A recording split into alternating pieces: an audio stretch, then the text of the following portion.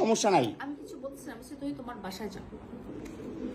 বাংলাদেশের আইন কতটা জঘন্য হইলে এর মতো একটা মহিলা ধর্ষণ মামলা আমাকে দিতে পারে? 50 বছরের একটা মহিলা আমাকে ধর্ষণ মামলা দিচ্ছে। তাকে কিভাবে ধর্ষণ হয়? তোকে কিভাবে ধর্ষণ হয়? সেটা তুই কোর্টে যে প্রমাণ করিস। কোর্ট তো তোর কি না, তোর বাপের না কোর্ট? তোর বাপ আর্মিতে, তোর ভাই আর্মিতে, তোর জামাই আর্মিতে, তোর 2টা জামাই আর্মিতে। তোর তো আইন কি না? আর আমরা তো গরিব মানুষ, আমাদের তো সময় নাই, আমাদের তো এই সমাজে কোনো ছাই নাই। আমরা তো সমাজের ময়লা আবর্জনা, আমরা এই সমাজে। আর তোরা হচ্ছিস সমাজের অনেক উচ্চমানের মানুষ, অনেক ক্ষমতাবান মানুষ, এই জন্যই নাকে দড়িটা ঘুরাইতেছিস আমাকে, তুই বুঝছিস?